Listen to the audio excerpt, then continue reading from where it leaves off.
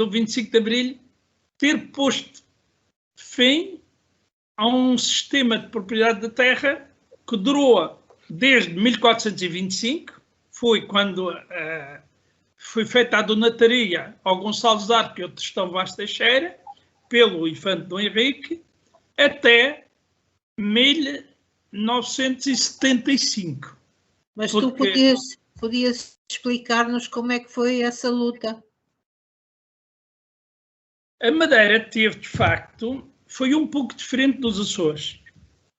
Porquê? Porque os Açores conheceram um processo de reforma agrária burguesa com as revoluções liberais em 1836-37, que é a reforma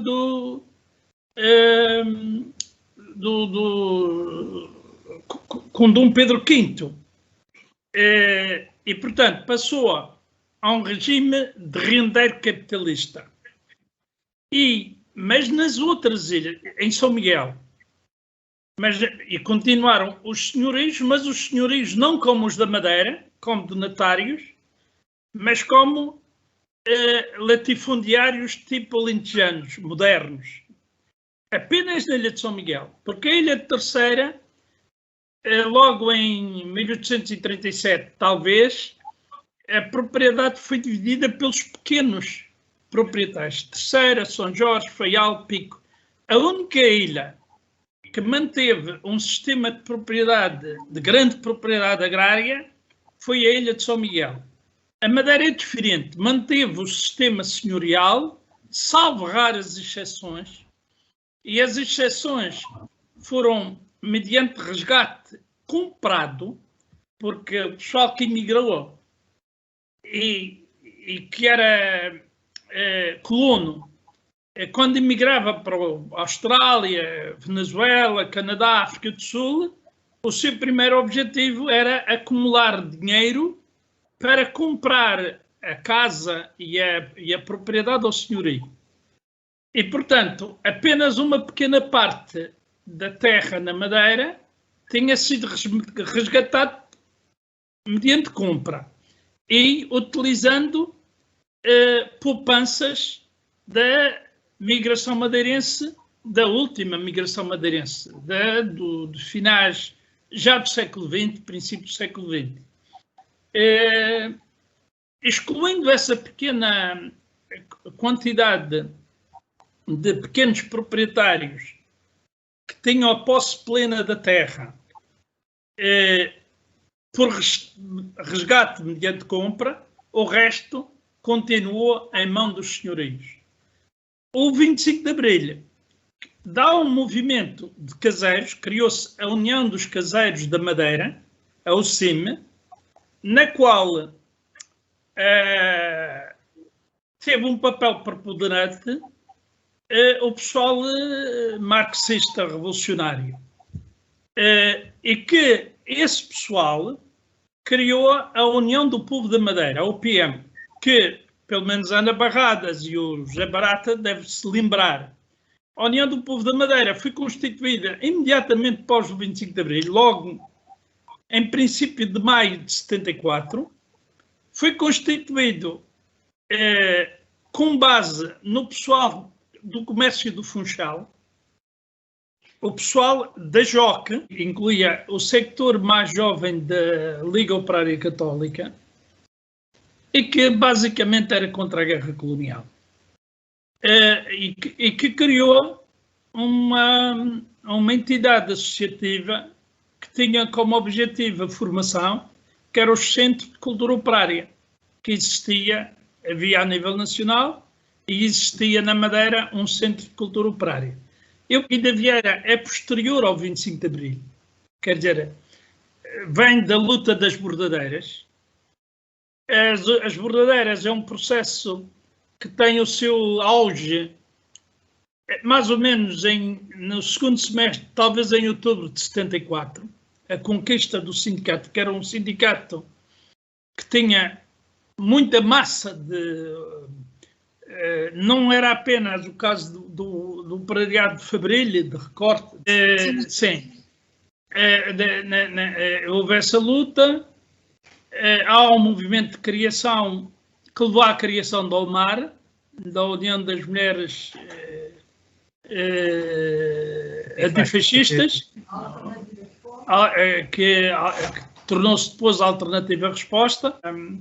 A luta dos caseiros, criou-se a OCIM, a União dos Caseiros da Ilha da Madeira, que teve um papel determinante no fim da colonia e que teve um papel também determinante nesses movimentos alguns padres católicos, nomeadamente o Martins Júnior e o Tavares. O Martins Júnior chegou a ser deputado independente, candidato pela ODP, e o Tavares, muito mais tarde, já anos depois de eu estar nos Açores, talvez nos anos 90, era um padre do Estreito de Câmara de Lobos, uma zona também de colonia, Machico e Câmara de Lobos eram zonas onde a colonia, onde houve mais resistência por parte dos senhorios, com o bombismo e por aí diante.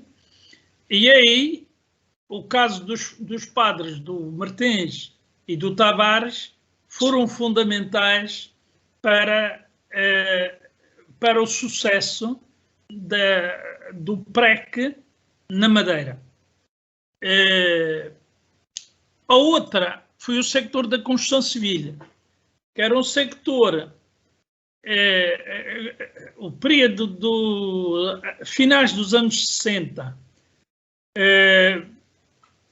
e a década de 70, primeira parte da década de 70, foram o período da construção dos grandes hotéis, do Casino da Madeira, não o Ritz, que já existiam, e o Savoy, mas o Casino, o Orquídea, o Lidsol, um conjunto de hotéis que existem entre a cidade do Funchal e Câmara de Lobos, fez com que nessa altura dá-se um grande êxito do sector rural para a construção civil, e a construção civil teve um papel determinante no processo revolucionário, com uma característica.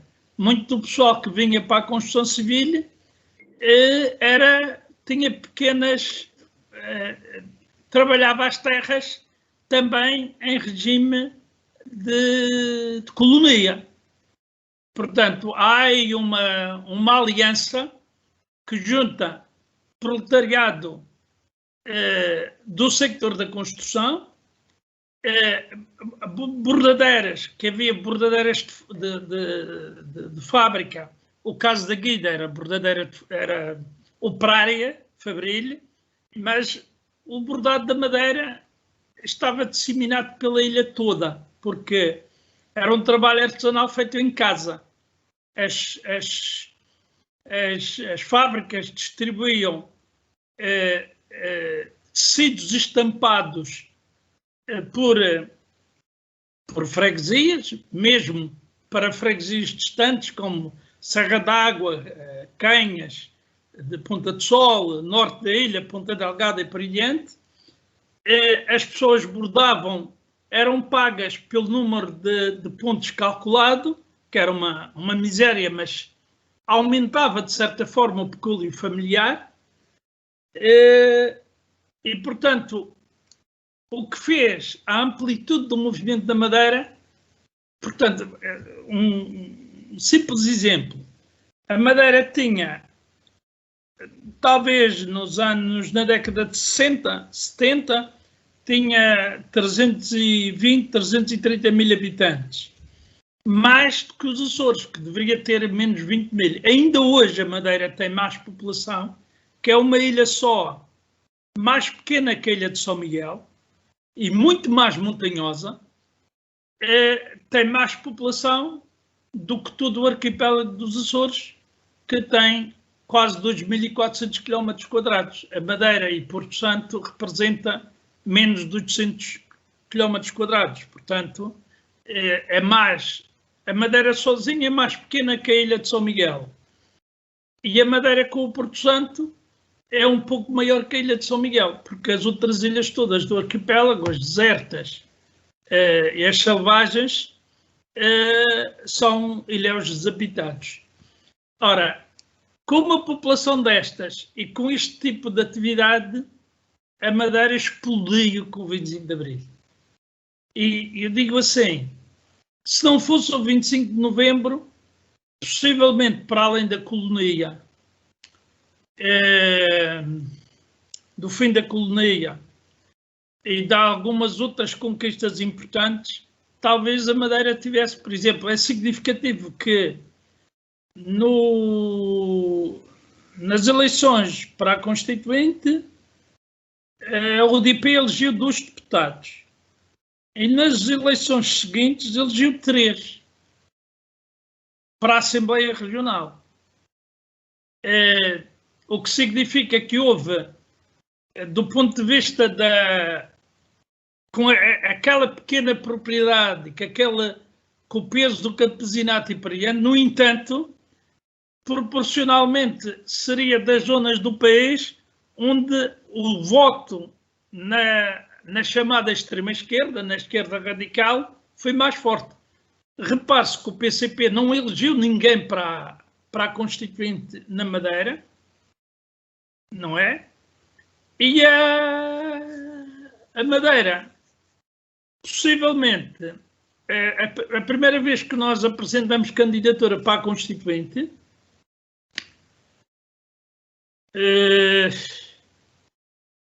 nós concorremos como FEC, Frente Eleitoral de Comunistas. E isso afetou, porque o anticomunismo, mesmo nesta massa pobre, sujeita ao domínio senhorial durante séculos,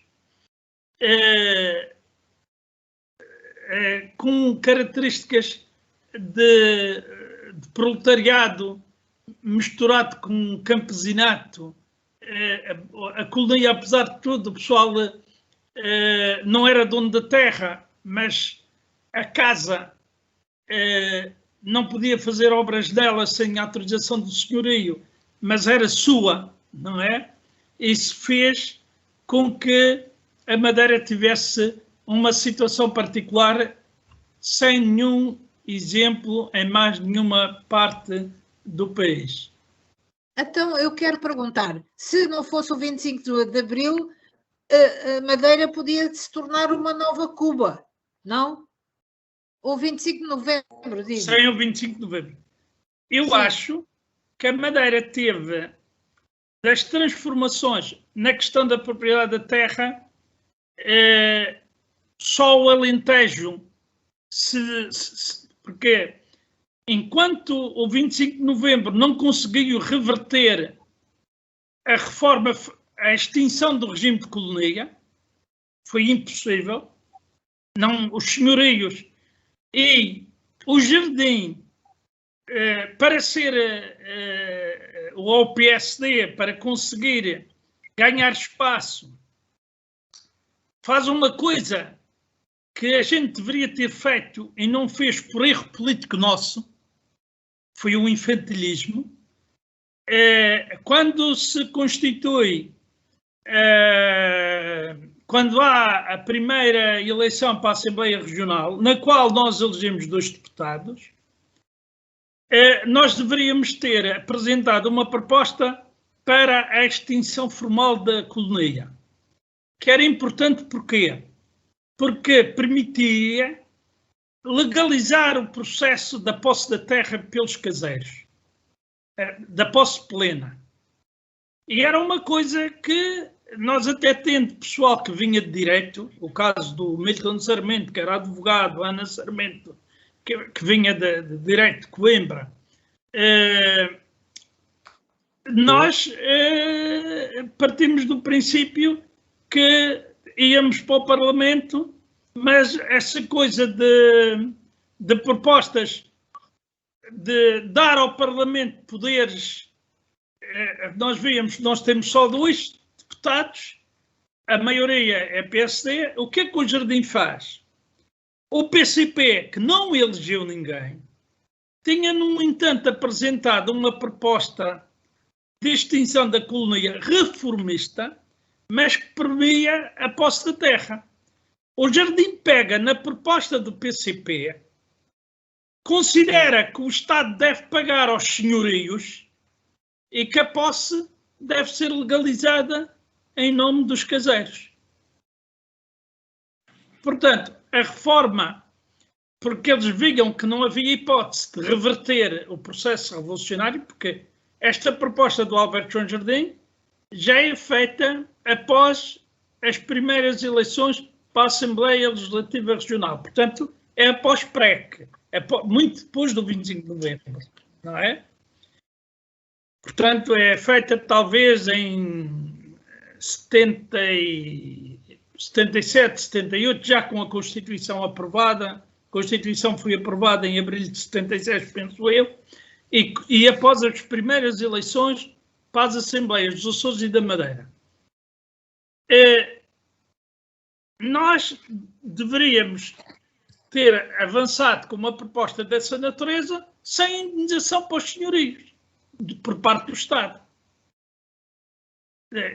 Que era diferente. O PCP arranjava um esquema qualquer que eu não me lembro qual era.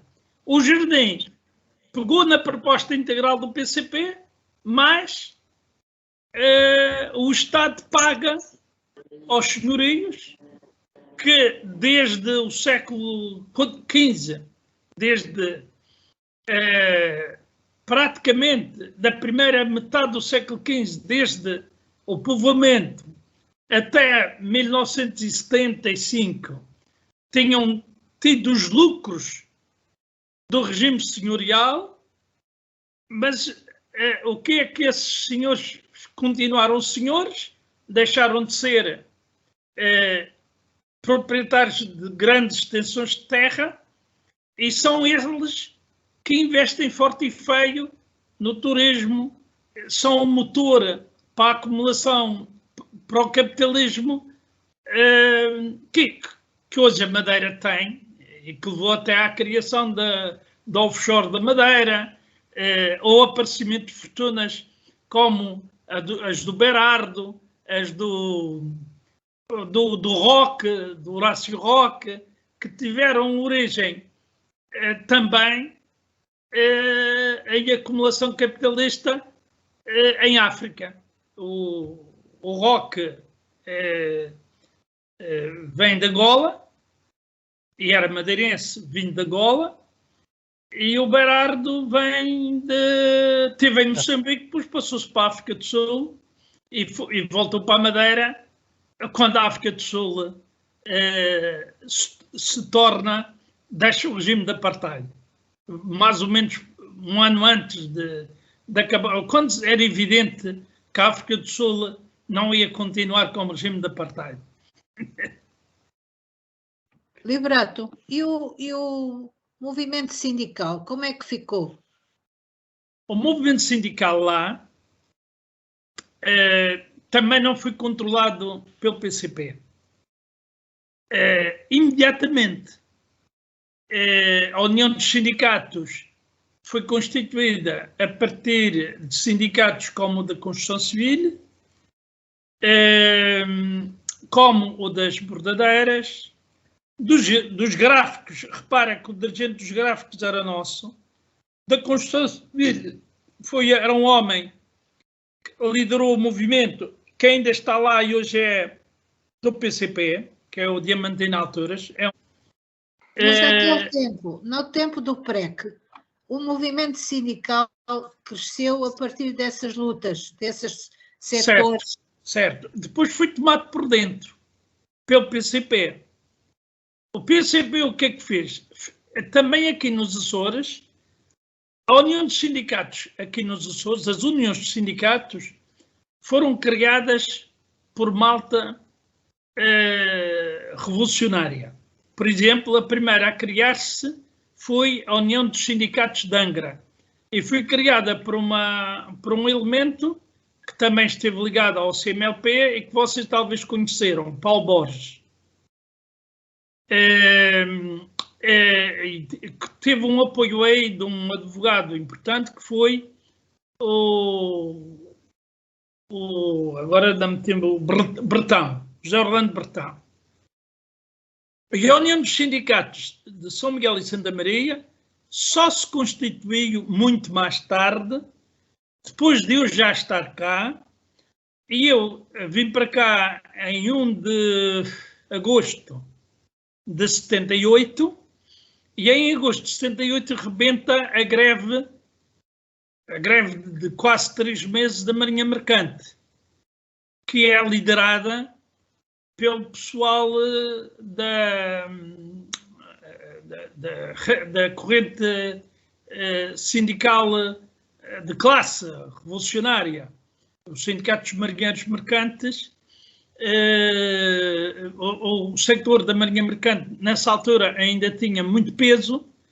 Nos Açores havia centenas de marinheiros de convés e marinheiros de câmaras, porque ainda havia o transporte marítimo de passageiros em grande escala. Ainda havia navios como o Santa Maria, o Vera Cruz, o Angra do Heroísmo, o Funchal, o Carvalho de Araújo e por aí diante, que eram navios. Alguns eram mistos, a Companhia de Carregadores Açorianos. Essas companhias só se extinguem com o governo que precede a entrada de Portugal na União Europeia, que tinha como ministro de mar o Melancia, o Carlos Melancia, portanto, em 84, 85. Portanto, aqui o sector do mar tinha um peso grande, até porque havia navios que como Ponta Delgada, que eram de ligação entre ilhas, não havia aeroportos. Mas, Liberato, a questão é esta. Depois da experiência do PREC, e quando se dá o 25 de novembro, o movimento ficou bloqueado.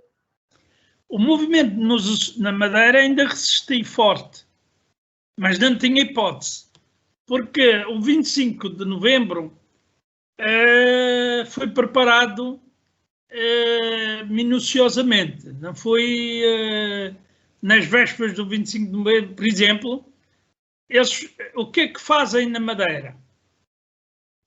Talvez ainda em 74, quando topam que na Madeira havia condições para haver um descontrolo, começam a proceder a mudanças nas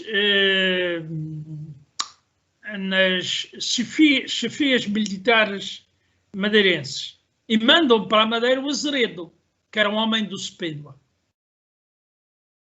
Portanto, pode-se dizer que na Madeira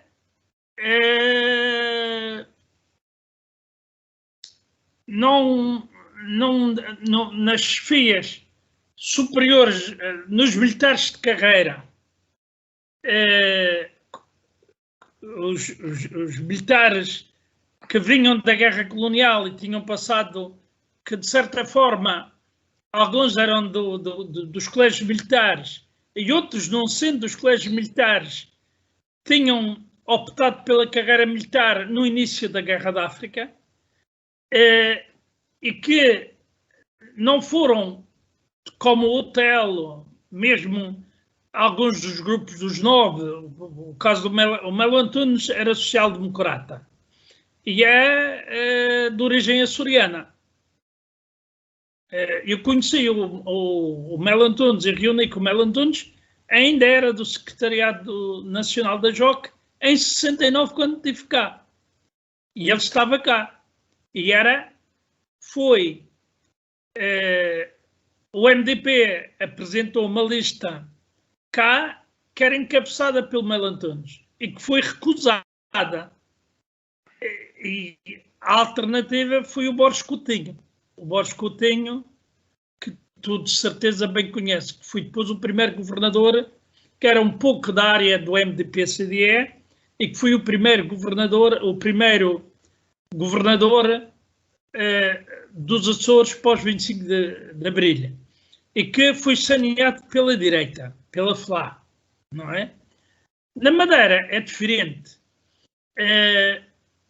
O governador é o Rebelo, que era Fernando Rebelo, que era um homem velho republicano, mas um velho republicano de direita, não é? Era advogado, aliás, tinha o escritório por baixo do Comércio do Funchal, portanto, eu era um homem, eu não diria que era um sacarneiro, tinha posições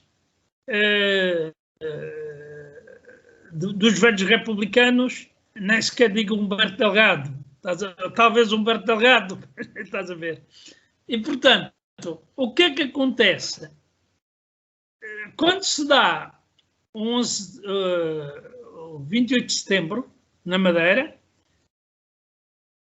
nós conseguimos, há um movimento articulado entre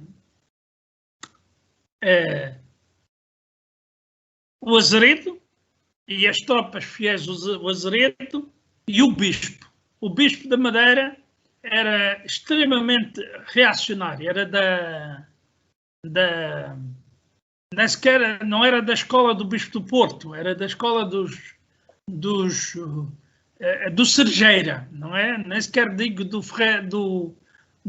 Cardeal Patriarca de Lisboa, mais ou menos um pouco mais aberto do que o Serjeira, que apanhou o Marcelo, não é? E o que é que eles organizam? Há um movimento que ocupa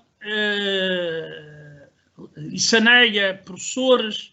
Um dos professores saneados é o Alberto João Jardim,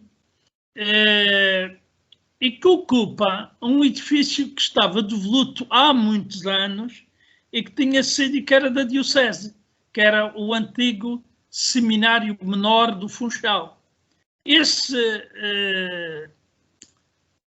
Com o alargamento do acesso ao ensino, a criação dos ciclos e por diante, houve uma falta de escolas e nós lideramos um movimento que ocupou o Seminário Menor. A resposta foi uma grande manifestação organizada pelo Bispo, buscando a massa pobre dos campos, dizendo que vinha aí o comunismo que queria tirar o seminário e que ia tirar as terras, que nunca tinha sido dos pequenos, dos caseiros, mas tinham passado graças a nós, mas que eles diziam, bem, mas o que eles querem é uma reforma agrária comunista para o Estado ficar com as terras vossas. E há um movimento no 28 de setembro em que nós fizemos frente a eles, mas fizemos com pedras, paus, digamos assim, e katanas. Eu lembro-me que houve sítios onde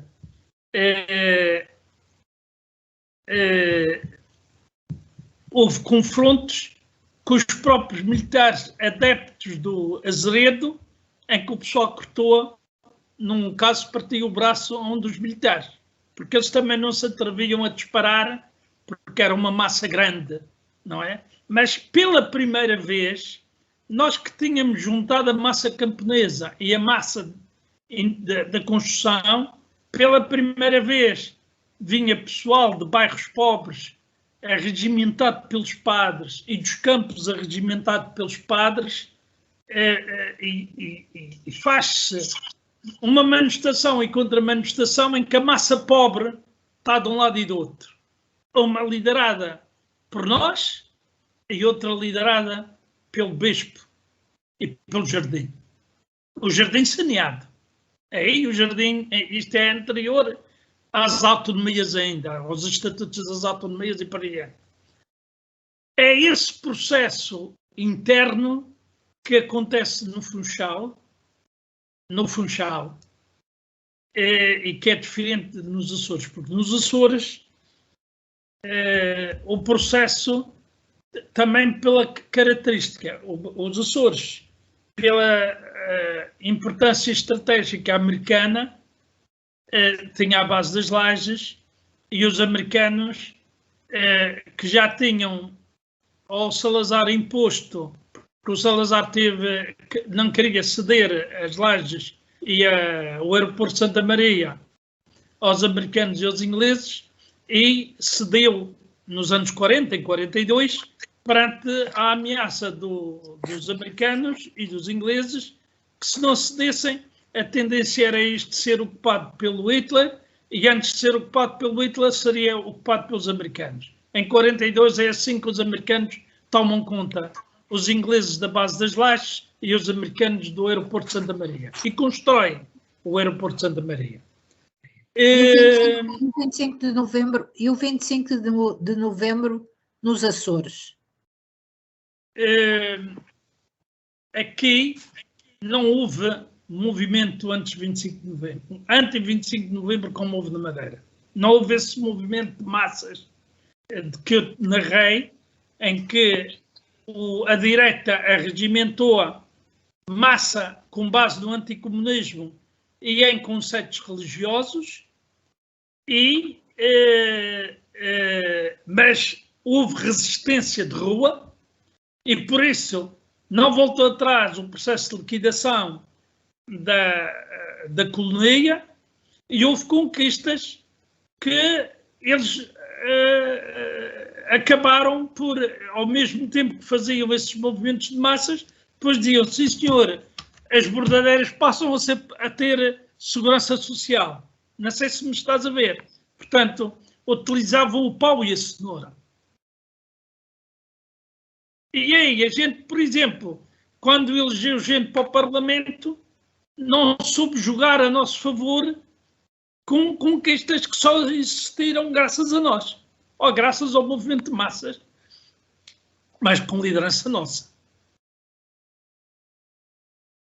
Mas então, Liberato, o que tu nos estás a dizer é que o processo na Madeira e nos Açores foi bem diferente. E o da Madeira foi muito mais avançado. Sim, e sim. Um dos fatores foi que havia um proletariado que se tornou ativo e lutou pelas suas conquistas e porque havia forças de esquerda que estavam ao lado desse movimento. Sim. E a social-democracia, por exemplo, o PS na Madeira teve uma votação reduzida. O PCE só muito mais tarde elegeu um deputado e também elegeu fruto de erros, por exemplo. Eu saí da Madeira em 78. Agora tive muitos anos sem ir à Madeira. Eu vinha por 3 meses, bem, ainda estive aqui quase 2 anos menos 5 semanas, a viver sozinho. Portanto, a minha companheira com as filhas, as 2 filhas que já tínhamos, a terceira já nasceu cá, não é? E eu fiquei cá fruto da greve dos marinheiros mercantes. Porquê? Porque havia muita marinhagem de câmara, de convés e de câmaras, e o Sindicato dos Marinheiros decidiu abrir uma delegação para apoiar a greve. Porquê? Porque a greve ocorreu em 78, já com o Governo Regional dos Açores instalados. E o Governo Regional dos Açores e o Governo da República decreta que os navios que estão em greve não podem permanecer em porto.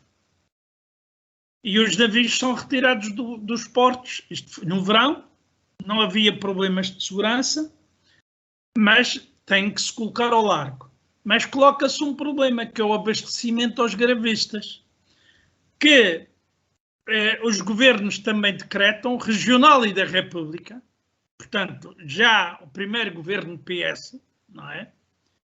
E PS-CDS, 78, se calhar era o governo PS sozinho, não me lembro bem, não tenho certezas disso, que as companhias de navegação que entretanto haviam sido nacionalizadas, por via da nacionalização da banca e por aí adiante, que deveriam deixar de abastecer os navios em géneros alimentícios. Aí a criação da delegação dos sindicatos marinheiros mercantes aqui foi para garantir o abastecimento, que era feito pela delegação dos marinheiros, com fundos não apenas dos sindicatos marinheiros, mas do conjunto dos sindicatos da Marinha Mercante. A Marinha Mercante tinha muita gente, mas estava dispersa. Havia marinheiros mercantes, marinheiros de câmaras, havia marinhagem de máquinas e depois havia oficiais de máquinas, que eram essencialmente pessoal de engenharia, oficiais de comando, pilotos, oficiais, comandantes e por aí diante. E havia ainda, nessa altura, carpinteiros navais, médicos, porque os navios de transporte de passageiros obrigatoriamente tinham que ter serviço de médicos e de enfermagem. Os navios que faziam as carreiras da África faziam as carreiras até Timor, com a Índia, com o Timor e por aí diante. Então, o que é que acontecia? Esses sindicatos contribuíam com a sua parte, criou-se um fundo de apoio à greve e quem abastecia era a delegação dos sindicatos marinheiros e eu fui admitido pelos sindicatos marinheiros para garantir o abastecimento dos navios.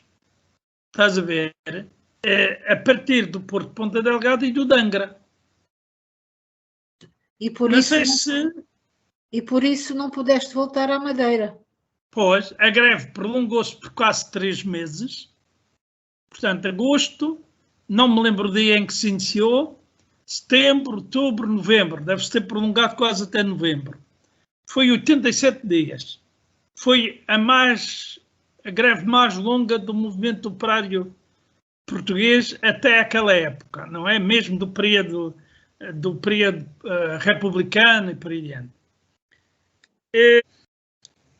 O primeiro governo,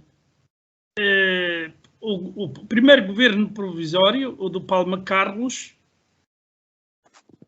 instituiu o salário mínimo nacional de 3.300 escudos. E a lei que instituiu, penso que é de agosto de 74, dizia expressamente que o salário mínimo nacional aplicava-se a todo o território nacional, excluindo aos Açores e à Madeira. E nós, uma das lutas mais importantes que tivemos na Madeira foi a ocupação da Junta Geral, que era o governo com Azeredo como governador e com o Loja como presidente da Junta Provisória. Não havia ainda, isto é ainda em 74, e nós organizamos uma manifestação que foi os núcleos sindicais da OPM que ocuparam o governo e que obrigaram a que fosse decretado o alargamento do salário mínimo nacional aos Açores e à Madeira. Isso foi um movimento dos núcleos sindicais da OPM.